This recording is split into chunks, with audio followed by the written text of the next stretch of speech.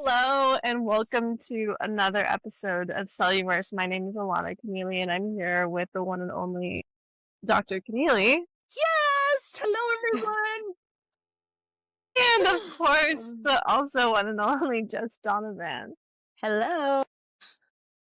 Yeah, there's a lot going on in the health world, so we will jump in and Jess, how's being pregnant? What's that like right now?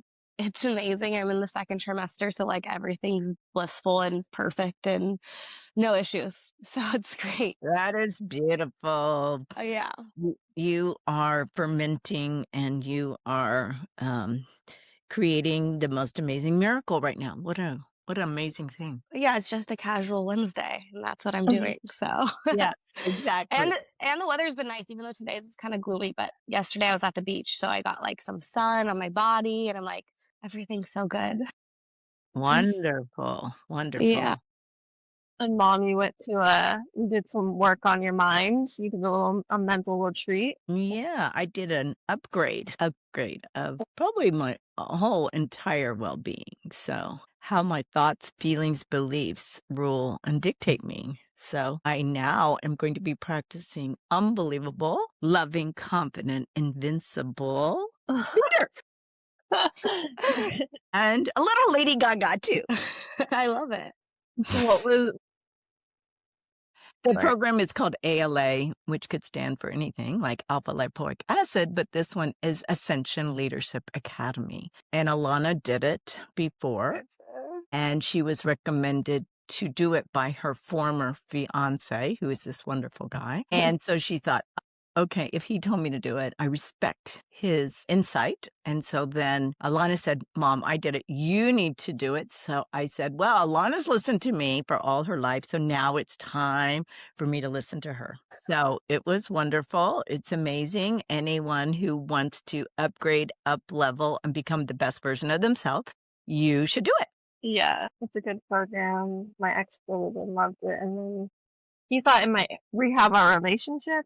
It didn't, but it was still a good program. Yes. Just a little lore right there. Yeah, it's still a great program. I stand by it. I love it. I think it's a good time to reflect. I tried to get Jess to do it, but she's busy making a baby. She's One busy. day. One day. She's got kids and stuff.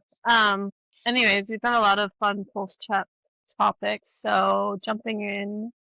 Yeah, I mean, one of the biggest things is that there's a new food pyramid. So they came out with a fresh, new looking upside down food pyramid with meat and milk and I guess fruits and vegetables and good fats and good dairy and all that. Well, I don't know. They didn't really express organic. They didn't really express grass-fed and all that good stuff. So it is really in the integrity of the product. And so there's so many chemicals in the world today, whether it's air, water, food, that we need to be mindful of food that we're putting in our body, and we're buying the best thing possible because we know it's better than buying food that has insecticides and pesticides and chemicals in it. And so if you just buy food that it doesn't, it's not in a box, it's not packaged, it's not like a chemical experiment on the box, that would be better for us. So that's kind of how years ago, that's how I grew up with that food pyramid, believe it or not. And so then, the food companies come around and then they want you,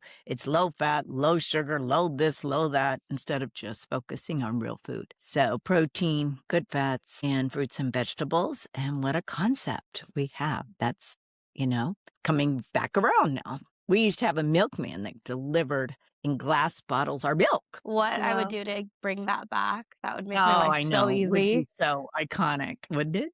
And Just then like we had farm. I grew up in Texas, so we had a farm. So we had our own cattle, and then my mom and dad would go to the farm and get you pick out your cow and you get it butchered, and then they pack it up. And then we had this big thing called the deep freeze, and the deep freeze contained the meat for the next month. So she's the real ballerina farms. Yeah, She exactly. did it before it was cool. Yes, exactly.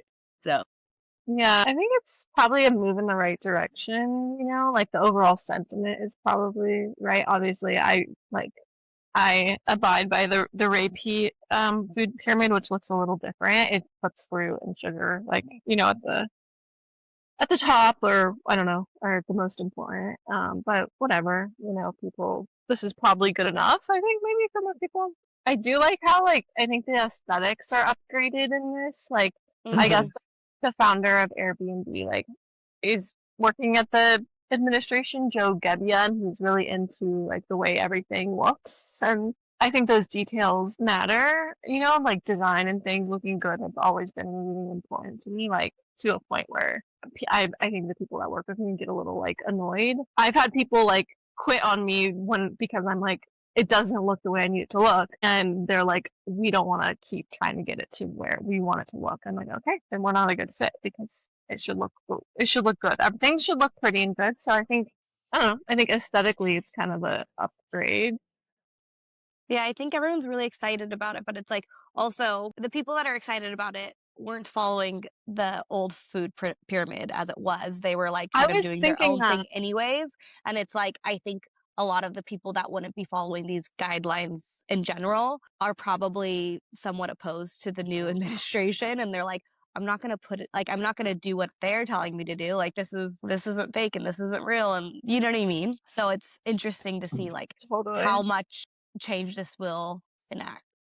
Like, I was actually thinking about that in the shower this morning. I was like, I mean, people don't listen to the food pyramid. It doesn't really matter. It's like a symbolic gesture rather than like an actual going to change anything gesture. Because like, Yeah. if you're gonna eat Cheetos every day, you're just like you don't care about the Not food the food pyramid. pyramid, right? I know, Exactly. like even at my kids' jujitsu studio, they do this thing called like the candy box afterwards, and like they're trying to be like healthier by not putting candy in the candy box. And the snacks that like the boys brought to me yesterday, being like, "Mom, can I have this? I've never had this before." And I was just like, "You can have what? You can try it. You can have one because I don't want to ever like I let them know the information and everything that's in our house is always going to be up to my standards, but I don't want them to be like ostracized from everyone that's like in their class. So I'm like, you can like I gave them one mini Oreo and one like Welch's fruit snack, and that was like the compromise I could do. But I was just like, oh, this is like such a bummer. Like you guys, these little kids that maybe this is like the only movement they're getting all week. I don't know. Just did their little class for 45 minutes and then it ends with like a bag of mini Oreos and like Welch's fruit snack. I don't know. Yeah, but Yeah. the problem is I just was reading a study very briefly yesterday about all these candies having arsenic in it. So, Yeah. not to mention God knows what else, Oh to right? God, it was horrible. Yeah. So, and dyes, et cetera, et cetera. And the excipients, God only knows what they are. So, again, it's probably better that we try to find purity in everything as much as possible. And I always think, like, if you're a company and what you think is that the end user is going to get the best product that they can that's going to help and enhance them. That's how I think. All right. Yeah. And so I feel like if every company did that, it doesn't matter what the company, doesn't matter what you're doing, is that the end product. Like I stayed in an Airbnb and I was like, oh my God, the cooking pans, I can't cook my eggs like this. Like, no, this is not good. And then I thought about the water and then I thought about like I became consumed and then I was like, no, I have a great idea. We need to create a format for like people when they're going to go, they get organic sheets and organic towels and the right water and the whole thing. And so it's like this is possible. This is not impossible. Yeah, there's like a company that like it's not Airbnb obviously, but it's like this small company that they're like working on making all of the houses that they rent out being up to like Yes. a certain standard. And I think that's amazing and exciting for, when you want to go and travel and have a house, but also feel safe in where you're eating off of and drinking out of and, living in. So, Right. Well, I talked to a couple of the guys, there are a couple of young guys in my group, 30-year-olds, and they do these specialty housing. And so I said, look, you guys need to upgrade up, blah, blah. I gave them the idea what they need to do. And they were like, this is so good. This is such a great idea. So it's happening. It's just that it needs to happen now. yeah. Yeah, I think the like point on what you were saying about, well, there's always going to be a portion of people that don't care about what they eat and they don't care about what their health is, and those Yeah, are the because they people that. don't care about themselves. They don't love themselves. It's a deeper Facts. rooted issue. Yes, it's a don't love. Yeah, So there's always going to be a market for Cheetos and Welch's snacks and stuff because they just don't care. Coca-Cola and whatever. Yes, exactly. That mindset is so crazy to me, but yeah, most of the population, that's the way it is. So Right. it's kind of crazy. Yeah, Honestly. we have to expect it now. We've got to demand it and expect it. Agreed. Like I had a patient last night from Virginia, and they're coming to visit me in April. And so they're like, we cannot find a restaurant that doesn't have seed oils. We have to drive an hour. So like, there's no sense in going because she has Do you- breast cancer. So she says, I can't find a restaurant within me that does not have seed oils Where That's does she live? crazy. Where is in that? Virginia. Like, so that's like, Well, what? she could try to just go to like sushi or something that does, or like pho or something that doesn't have Yeah. oils. So, New York, there's a lot of seed oil free restaurants. well, that's awesome. Well, Yeah, yeah, in bigger spots there is. Right. they're becoming more popular, which is There's a new spot in Irvine called Elixir Superfood and Juice. Have you heard of it? Like Elixir. really random. It's Elixir Superfood and Juice, and it's no seed oils, organic, and gluten free. Mm-hmm. So you gotta try it out. Yeah. yes. Awesome. I'm excited about it. Yeah. Yeah. Well, there's Yeah. also a place in Costa Mesa that's seed oil free called the Chicken something. Oh It's one of the- yeah, The There's chicken shop? Is it the chicken shop? something like that. Yeah. But they Yeah, don't it's use like- seed oils. yeah. I've heard they're pretty good. I haven't tried it myself, but I heard it's pretty good. I think And it's in the have we shop. talked about how Vibe has venison on the menu now and raw cheese? Oh, really? Well, I kept telling them. I told them because yes. they came to one of my events at the office, and I'm like, no, we gotta have some protein. And then Yeah. they bought So me they on do it. Now eggs. they're Well, he's never. I don't know if he was ever a vegan or if he was just his place was a vegan because he like I don't know whatever. But they have eggs, they have raw cheese, and they have venison, the Maui Nui well, that's venison. an upgrade. That's awesome. And it's pretty good. It's pretty good. Good. I'm That's I'm awesome. happy with what they've done. Thank you. Okay, next up on Pulse Check, we have ChatGPT Health, a dedicated space for health conversations in ChatGPT. So now you can basically connect your medical records to ChatGPT, and they will help you navigate your medical care. And it's crazy because 230 million people ask ChatGPT Health questions every single week. 40 million do it daily. Wow. So I know it's absolutely insane, which honestly I do too. I'm just like curious, on what it'll say. I asked it. I mean, I feel like you do too, Jess. Like I'm just like, I want this point of view, Yeah, Right. like it's like you have to be able to read ChatGPT with like a grain of salt. There's like so much nuance in it of being like, okay, it's gonna gather information. It's essentially a robot. So like, yes, it might help you be pointed in the right direction, but like you have to constantly question it. Like the other day, my mom was sending me something about like skincare, and she's like, "Well, I put it into chat, and they said this," and I was like, "Yeah, but like chat's an idiot. Like you need to know how Yeah. to read chat Yeah. to be able to like understand chat. Don't listen to chat, listen to me." And she's like, "Wait, but you told me that I can use chat." And I was like, okay, yes, you can use chat. Like, I just want to let you know that like it's not Bible, and like you need to be able to like decipher the information and know what's good and what's not good. Right. Totally. Yeah. ChatGPT is like useful if you're not an expert in it. Like sometimes it'll say stuff about like estrogen or PMS, and I'm like, you have no idea what you're talking about. Like this is Yeah. if you're giving this information to people, like they will be so. But I guess that's with everything. Like you Right. just Yeah. Yeah.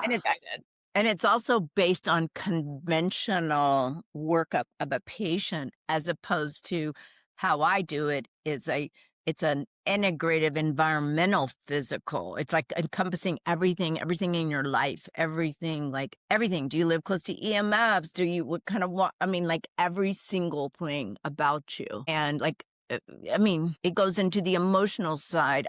Every aspect of you. So that's not what's in ChatGPT. So you can't be getting an assessment unless you put the devil's in the details.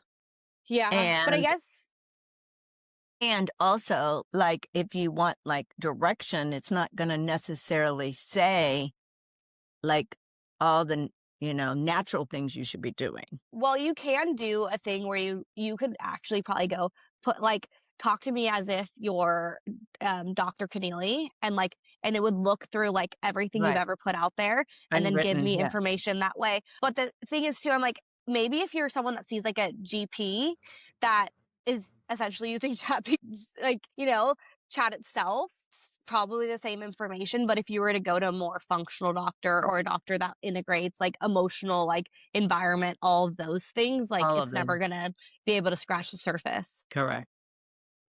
Yeah, I think also it could be used for like pattern detection rather than like what should I do about this? Like Yeah.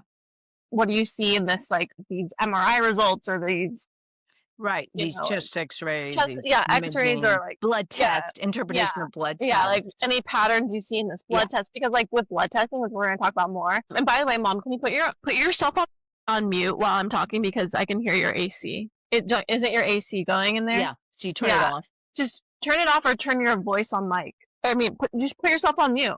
I'm gonna have to cut this part out, but it's kind of loud on my side.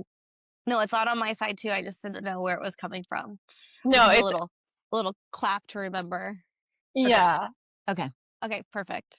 I'll just remind myself to 2280, 2210, 22. Cut that out. Yeah. Look at What was labs. You were the saying last thing? if you're looking at labs and blood work. Yeah, you can detect certain patterns from with ChatGPT, but if you're asking it, I think where the biggest issue is when you're asking it what to take, it recommends the most like conventional stupid stuff I've ever seen. Oh, you gotta take an omega for that. You have to take iron supplements for that. It's so Yeah. stupid for what to take, and that's where like the biggest problem with all these telehealth companies and like the ChatGPT Health is nuanced guidance for how to actually solve your problems. Right. Like you can do blood testing and look at patterns and stuff, but how do you actually solve problems is so much harder than anything these people Right. are going to recommend. It's kind of like, like in any of those like alien movies when like the aliens come down to Earth and like they like watch movies or they'll read a book and they'll be like, this is what you say or this is what you do. It's like there's no emotion. They don't have any real life experience. So it's like they can give you like the factual whatever that they read in a book or wherever they're getting their information from, but there's like so much more to it. So like I think people forget that they are talking to a robot and it's not a person, which is like an issue.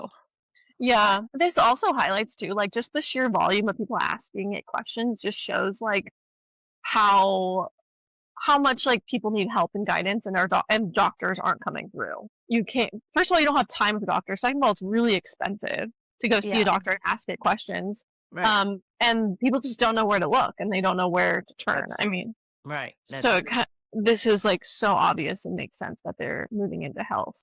Right. And then if you do have a problem, they only have a couple of minutes to really assess you. Well, you can't assess somebody in a couple of minutes. And if your toolkit is drugs and surgery, that's kind of limiting. Yeah, totally. So So it'll be interesting to see how, this evolves like with people using OpenAI. And Mhm. I'm kind of for the people and like letting them try to figure out their stuff. Like doctors tend to be gatekeepers and there's a shortage of doctors too and they like it like that. Like there's a doctor cartel literally that, they don't want a lot of doctors because you can artificially keep the price of doctor visits high if there's a shortage. And so I don't know. I'm on the side of the people of like even though there's some risks, like they're definitely gonna recommend omegas and iron, at the end of the day you get more information and you can kind of start trying to understand things yourself. A lot of doctors are going to recommend those as well, though. That's true. That's true. Honestly, like, yeah, biggest hack is just like getting on Alt Health Twitter and like reading old medical PDFs and like Right. old things and obscure things because Right. like everything is these big backwards. goodies. Yeah, everything is so backwards and stupid. What else do we have for pulse check today? Didn't we have one more? Yeah. Well, we had the sugars, the fake sugars, Oh yeah, the sweeteners, all the sweeteners, sweeteners. sorbitol, all the different. Yeah, sweeteners. a recent article came out that sorbitol was linked to liver disease. Sorbitol is a sugar alcohol. And yeah, this study was recently published just thinking about the risks of artificial sweetener.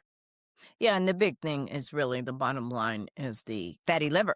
Okay, and so we already have about 40% of the population fatty liver from not just this contributing to fatty liver because it changes the metabolism and how it tells your body to store sugars and fats, but its fatty liver is from everything we're consuming, everything, not, in the air, the water, the food, the eating, whatever, everything is related to that. So there are people who don't consume sorbitol and have fatty liver. So the bottom line is that it's just use nature is the better option as opposed to the aspartames and the acesulfame and the saccharin and because it interferes with normal physiology and creates another problem. So It's just like and going back. Go on. Sorry. no, that's good. Just going back to like nature and being like, this is what our bodies like are used to ingesting, and it's like safe for us and knows what to do with, this. Whereas like these, chemicals, they're just not great. Like, do you know who Dr. Lane is? He's Dr. Lane Norton. He's like, No. he's one of those like muscle bro doctors that Yeah, like yeah, he's like friends with like Gabrielle Lyon, yeah, that vibe. Yeah, I know. Where yeah. He's like, I'm gonna debunk you. I'm gonna yeah, debunk. Yeah, he's I Oh, know. obsessed really? with Yeah, debunking sugar and how like these artificial sugars are actually better, and like and tries to say like how like the health space tries to fearmonger, and I'm like, you're just bringing so much confusion here because like that's like factually untrue. Yeah. But he's like, no, I'm a doctor, I'm a PhD, like let me tell you. And it's like, it's I don't know, it's just like really I listened to a few of his podcasts and I'm like, this is so confusing and so wrong. Like, stop telling people that like diet soda is gonna be okay. It's not gonna be yeah. okay. It's never gonna be okay. Like, Well, first of all, even if it's not just the sweetener part, talk about the acidity of the darn thing. I mean, come on. Like, no. He's also very pro seed oils. He bugs so much. I know, but he like Love. seems like he's kind of like a part of the Andrew Huberman vibe. You know what I mean? Like he has Yeah, that energy, and it's like it's so confusing. I can't even imagine what it would be like to be out there being like, wait, but they say this guy's good, But he yeah. like No, says that how he's artificial sweeteners are really good for your microbiome. They're really good for weight loss, and you're like, make that make sense. no, I don't. No. No, I don't. The people I I think. see drinking Diet Coke have a weight problem. Yeah, Mhm. the infamous tweet of Donald J. Trump saying, "I've never seen a thin person drinking Diet Coke." Like, Banger. it's pretty true. Like unless you have a severe issue, because there is a world where people drink Diet Coke instead of eating regular food. The Right. most part, it's not gonna Well, and serve you. the interesting thing is like your body needs sugar. You're depriving yourself of an essential nutrient for no reason, and you're like metabolically confusing your body because it's expecting sugar by like titillating the taste buds of it, but not getting what it's expecting. So it's a lot of like confusing metabolic signaling when you eat all that stuff.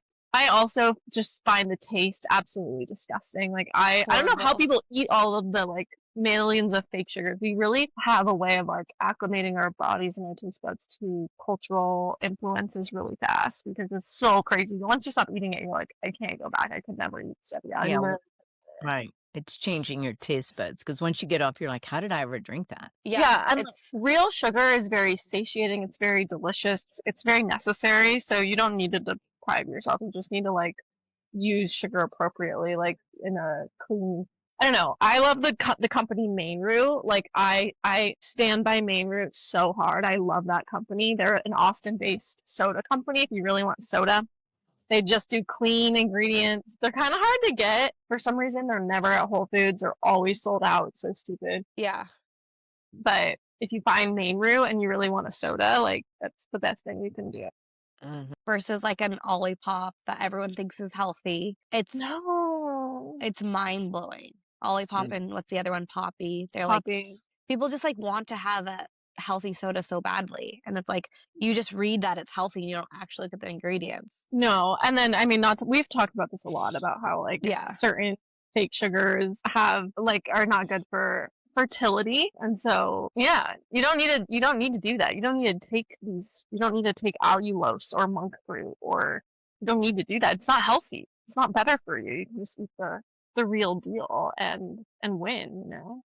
But yeah, I love me some Lane Norton, and sometimes I'll like doom scroll his page and I get really upset and sad. It's just Yeah, you're like, crazy. I just need just need to know the information that's out there. Even if I disagree with it, I just want to know what other people are saying or believing because it's Yeah, interesting. Chris Masterjohn did a good like takedown of his seed oil argument. I mean, he essentially like latches onto a study he really believes in and is like, this is Bible because I've decided it, and because I have big arms. Like this is what I stand by, and he doesn't let anyone like differ. And if you differ He with him, literally you're like an strong idiot. arms them if you differ. Crazy, crazy. I don't like it. It's really mean, but I don't know. Well, for every study, there's a counter study, guys. You know that. Yeah, Very it's true. true. True. But anyways, we will follow up and look at more studies on aspartame And and yes, and sorbitol and all those good. we will look at it more. Okay, so we have on the docket today is hormone testing and prolactin. You know, my business does a lot of hormone testing. Mom does a lot of testing. We just tested Jess's arm. At dinner the other day, we tested her hormones, and we just get so many questions about like what to test, how to test, what to look for in the results. So yeah, basically, there's a bunch of ways to hormone test. You could do well, they're not a bunch. Serum testing, which is like you go into Quest or you go into LabCorp and you do it that way, which Jess's husband just did, and literally taken like 2 weeks. So it tends to It's take a insane. lot. It tends to take a lot longer. Or you could do blood spot testing, which is like what I do, which is an at-home test, which you just like stick in your arm. It tends to be a little bit faster, but there's obviously a high error rate because you're doing it yourself more than, you know, you're doing it at the nurse's office or whatever. A nurse is doing it. Or you could do urine testing, but those are different. Urine testing is measuring an excretion leaving your body, so those are really like how your hormones are metabolized. That's not necessarily correlates with like the amount in your body. Saliva is also an excretion leaving your body as well, so you running into that same problem, although people disagree with that. Few problems is like, I mean, the thyroid hormones don't pass through the salivary gland, so you can't measure all the hormones in your saliva or your urine. That's why like people a lot of times like to measure thyroid and sex hormones, so they measure in their blood because saliva and urine has those limitations anyways. But I do think saliva is a good experience just because it's non-invasive and it's literally just your saliva. So there's kind of this just like what do you personally want to test and how you want to test it. I think there's a lot of personal just like preferences with how you end up on the test, but I don't know. I think our blood testing is obviously unbiased, but I think it's the most reliable and easy in terms of like a nice customer experience. I mean, who likes to go to LabCorp? And like no one likes that, I don't think. So I really think it's the future of doing it at home to measure your hormones, but some people Right. might And disagree. and you also have to take into consideration like the patient, okay? And then the blood test, if you do the arm testing and everything, if you do blood serum testing, like doing it in the office or at LabCorp or Quest, it's capturing a minute of time, I tell people. Okay. And so is the arm testing that Jess just did. So you have to take it because as we know, estrogen is really changing hourly, right? So it's probably progesterone if you're young. And so, but it gives you a snapshot.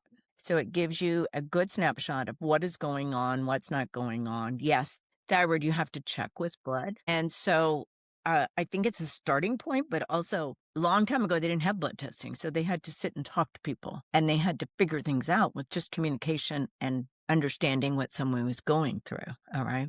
And physically looking at the patient. So physically looking at the patient, communicating with the patient. So there's a lot you can tell just by that alone. So I think it's invaluable today, though, because we have so much endocrine disruptors. So it's a good idea to be checking your blood test to see for your hormones. And it gives you a starting point to really navigate. And everyone's different. There's no two people are alike. My philosophy is every individual is an original. And because when you guys came over for dinner, we had two ladies that were pregnant. And it was interesting because we were talking about DHEA. The lady that came, she had low DHEA. I go, oh my gosh, you got to take DHEA right now. And I told Jess the same thing. So I'm sure Jess is taking it now. So I was hopefully. literally Well, just texting Alexa about it. She's taking it. She's taking 5 milligrams. Okay. I was just texting her. Yeah, Well, it's so so funny because didn't she do the Function Health blood test and they said that she had like high to normal range and her like range was like in the double digits. Yeah, I don't want to. I just was texting her, but yeah, they didn't recommend her taking DHEA despite her having suboptimal levels, which well, is, No, but they that's said that it was optimal. I yes. know, their ranges are Exactly. So huge. they're not really good at that. And I know because I have patients that, well, I'm bringing in my function health. And then I'm like, well, did they tell you this, this, this, and this? And they're like, no, why didn't they mention that? Because Mhm. again, we can't look at medicine as a robotic conveyor belt. We have to look at what is optimal. And so the beauty of practicing 40 years, you see after reviewing thousands and thousands and thousands and people and then studying it, you see, well, what is optimal? Like, for example, if your sodium is 136, that's too low. And so you need good salt. Okay. And so, and if you see, all the different testing, and like your DHEA, I was like, no, I mean, I have graphs on DHEA to show patient. Here's a man, here's a woman. This is what it should be. And why is that so important? Because DHEA is the hormone of stress, immune, and longevity. I mean, who doesn't want those good things, right? Yeah. So it's really understanding and being specific and knowing what's optimal. Like literally, I had a patient with stage 4 cancer and her alkaline phosphatase, which is what we find on a Kim panel. And so why is that important? Because that's a liver, bone, and intestinal enzyme. So I said, oh, well, this is high. We got to make sure it's not in your bones. So I ordered what they call a fractionation of all the alkaline phosphatase to see where it's coming from. And her own oncologist didn't even order it. And I was like, how can they not be ordering this? Like, don't you want to know? And so just like yesterday, I had a patient, this is a whole nother tangent, but he was having all this reactive like mast cell syndrome. And so we've been checking every patient's spike protein, and his was the highest I'd ever seen. And so again, it's all about how to interpret and what to order and how to interpret. Yes, Yeah. Alana. No, it's a good point with the ranges just being really wide because they are like facilitating like millions of people. And Correct. so their ranges are just super wide. So that, you can't really get specific when you're dealing with millions of people, but you tend to, these nuances of like what actually is good. Like having high DHEA might be like high on a blood test, and then it's like, oh my God, is that too high when you actually want it to be high? And so it's like, oh my gosh, how would you know all these ins and outs? And so having like someone review with you, it's actually really important. That's actually really smart. But Function Health doesn't do that. They're just like, oh, it looks fine when, especially because she's pregnant. All of our friend Alexa, she's pregnant, so it matters just so much more that she has higher DHEA because she needs that. Right. Yeah. It's always the optimal because also they do an average and take average. And did they pick healthy people? No. There wasn't a screening for the people you're going to test, right? So like you're doing that in 2 standard deviations. Like how are you going to get the what's good, right? So this is, a problem. Yeah, it's also a good point that like there's so many indicators of health that aren't on the lab, like your temperature, like are you warm, first of all, your pulse rate, and how are you sleeping? Yes. And like just basic, like there's a few indicators of health before you even do blood testing that you should probably take inventory of. But yeah, some people, it's so annoying because I know some people that are very unhealthy that have perfect lab results. So I'm like, I know. oh, okay. Yeah, it's like, whoa, how did this happen? So you really have to look at like the bigger picture too, because it's just like data points. It's like part of the puzzle that can tell a story, but sometimes it's not. It's just one facet. Yeah, it's just one. It's just one little facet, and then some hormones just aren't well tested in blood. Like, well, the number one is estrogen because estrogen is tissue bound. Most estrogen is not circulating the blood; it's made in the tissue. Every cell in the human body can make estrogen, and so when there's tissue stress, it's getting made in the tissue, not really the blood. So in menopause, when your ovarian function starts to decrease, it'll stop pumping out as much estrogen from the ovaries. But that's usually inversely correlated with the tissue estrogen, which tends to go up. And so some people, this is why they recommend estrogen replacement therapy across the board when they may not need to do it across the board, because it's like, oh, your blood levels are low, but your tissue levels may be high. And there's just no good way to test tissue levels without you need to be a biopsy, which is very expensive and invasive. So That's why you have to talk to the patient to see what their symptoms are. Yeah, with estrogen, you should really just go off symptoms because what it doesn't like we test estrogen because it's part of the standard panel. And it might be good to know, some people, if it's really low, will bring the blood levels up to normal. But a lot of times they will like dose you estrogen way more than what's normal. And so your blood levels will go up, but then you don't want to add that on top of having high tissue levels and you don't even know if you have high tissue levels. So I just think with certain markers, it adds more, it may send you down the wrong path. So Like, is there like visual cues that you can see if there's estrogen in the tissues, like cellulite? yeah, like cellulite, or if it's hard, hardened tissue is like Yeah. ropey hard, like in your breast. If you Yeah. have fibrocystic breasts, like you are not deficient in estrogen. You are not. Like if you have ropey breasts, you're not deficient. That's a sign of high estrogen. It's a sign of estrogen Yeah. dominant. So yeah, there's like a bunch of signs that you may not need it. Mostly anything like fibrocystic, cystic. Yeah. It's like And right here. yeah, and cellulite is like a sign of high estrogen too. You could put progesterone on the cellulite. That'd be a good idea if you had that. All I right. Yeah. don't know. So should we go to questions? Yeah, we didn't really get to prolactin. We'll have to do that next time. Oh, But next time, because that's really, really important. But yeah, I Okay. feel like prolactin needs its own little. okay, let's do it.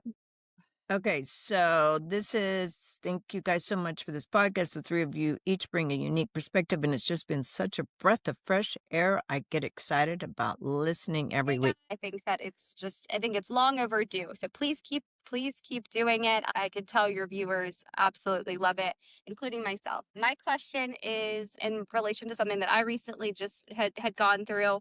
I'm 29 years old with perfect health history, nothing that has ever been, remarkable in that regard. I have a 3-month-old baby and a 5-year-old. My pregnancies were great and smooth. They just incidentally found a mucinous cystic neoplasm in my pancreas, and it is the largest one that they had ever seen. It's almost 13 centimeters. I have no symptoms and perfect blood work, but the only option I'm being given, obviously, is to have it removed. So I have with Johns Hopkins University having a distal pancreatectomy and a splenectomy. And my question is, what advice would you give to someone that wants to still maintain as healthy and non-toxic of a lifestyle as possible, but would have to be doing so without a spleen? So I guess my question is, what are some things in general that people can do that have to maybe live without a spleen that they can, I don't know, still live a healthy life? Thanks so much. Wow, that's a great question. And we need to send her lots of blessings because she has a 3-month-old, a 5-year-old. She's only 29. And so you're like, wow, I think I always think is like, how did this happen? Because so she said she has a mucinous cystic cancer, basically, which is very, very, very rare. And so I recommend these 2 books to start reading right now. Celluverse and Cancer Revolution. And so because she's going to have this procedure, which first of all, I think, oh my gosh, she's young. Did she have the biopsy? Did she have the biopsy without protection to prevent metastasis? And then like they just go and do the procedure. But what about the patient? What about the patient? Like she needs so much investigation to see like why this happened. And I always think like estrogen makes things grow. And so she's been pregnant twice. So I remember years ago, I had twins, and to have the twins, I had to take all these drugs to get pregnant because I didn't have normal cycles and blah, blah, blah, blah, blah. And I don't even know if Alana remembers this. So I had something growing inside of me, didn't know, went to all the doctors, did all the PEPs, la, la, la, la, la. Anyway, and finally I called the radiologist and I said, look, I have something growing inside of me. So we have to deal with this. He goes, okay, let me go over and give you some gastrografin, which is the dye. And then I'll meet you after work. So I go, and then he's in there with me doing the scan. And then he's like, oh my God, like you have this huge mass inside of you. Okay, so we need to do an MRI tomorrow morning. So anyway, to make a long, long story short, I went to go see the GYN oncologist. And so she set me up for surgery to have this done. And there was this huge football mass inside. Fortunately, it was just a lipoma, which is a big glob of fat. But I'm thinking, how did this happen? Okay, I'd never had a health problem, sick problem, other than hormonal problems from DES, estrogen, uncontrolled estrogen, because I didn't have progesterone early on. And I think that estrogen just made, with all my pregnancies and the drugs and everything, just made things grow, because it's like totally. I had 3 doctors, 50 years experience combined, and they said they've never seen anything like that. Well, she's kind of in that same category. So again, when you have any kind of diagnosis, it's the doctor's decision to de-diagnose you and find out every underlying factor contributing to this. And just doing the surgery of removing your pancreas and spleen. And I'm not sure why they're removing the spleen, because you need your spleen because it's an immune organ. But is there a mass on the spleen? Is there something, that they saw? Because a lot of times, like, they just remove everything. Like, okay, I'm just going to remove your appendix. Well, no, you need your appendix. Okay. So if it's not pathological, don't remove it. But her question is really like, how does she maintain now her life and existence? So one, she's got to understand like all the underlying contributing factors. Okay. And her lifestyle. What is her lifestyle? And what's her insulin levels? Because insulin makes things grow. Hormones make things, especially estrogen, makes things grow. What are the toxins? Okay. What are the heavy metals? What are the microorganisms? Is she acidic? Now she's going to have a deficiency in pancreatic enzymes, which are a big part of cancer. And then what's the terrain and the garden and the environment that this cancer came in? We can't just remove it. And then the spleen, you actually can take spleen extract, okay? So you can take spleen extract. I call it the forgotten organ, because no one talks about the spleen and what its magical role in your immune system is. And so this is like such a heavy, like incredible question that really, like, you really like scratch your head and say, wow, what happened here in this darling 29-year-old human that created this? Like, what in our world that we are creating this? Okay. And so she's got to take a deep dive. You got to understand the stress component, any kind of emotional conflicts. I mean, on and on, nutrient deficiency, toxicity, electromagnetic, everything. Because the pancreas is a special velvety organ that sits like up here in the upper part of your abdomen, and it doesn't have a capsule. Like a liver has a capsule, a kidney has a capsule, but a pancreas is vulnerable to the outside world. So, gosh, I just, I just think, wow, this is like, we got to help her. We got to guide her. We got to take care of her. We got to figure out everything, Yeah. Yeah. Also, I think, like with removing your spleen, you're at higher risk of getting infections, and you're also potentially like your platelets are going to run higher. So like there's you might be at like a clotting risk. And so, yeah, just some really logistical things to consider that you want to stay on top of your Right. immune system, your health. And I mean, we all will have to do that every single day. So I guess nothing too new, but something to be aware of is like potentially a clotting risk, to Right. where your hormones really matter because they dictate the viscosity of your blood. Yeah. So it's a powerful immune organ, powerful filter. And yes, people live with spleen, but I do think it's like, always as a physician, you should be thinking, how do I protect the patient all the time? Totally. But I Yeah. mean, let us know what happens, and Yeah, we want to hear, we want to help you. Please read the books that I put out. It's a starting point, okay? And we hope that you get the best help that you can possibly have to address whole body health.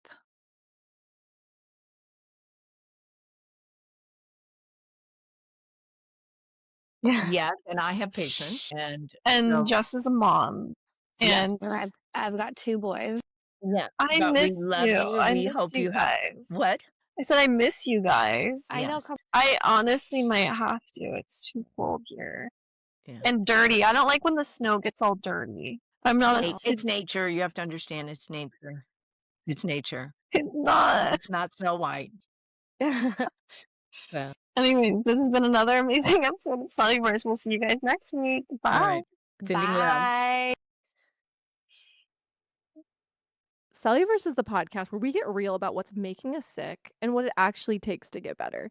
Hosted by Alana Keneally, Jess Donovan, and Dr. Lee Aaron Keneally, this show pulls back the curtain on mitochondria, metabolism, hormones, toxins, cancer, and all the stuff your doctor shrugs off. We dig into the science, but also the lived experience of what it means to be healthy in today's world. Just a reminder, anything discussed on this podcast is not medical advice.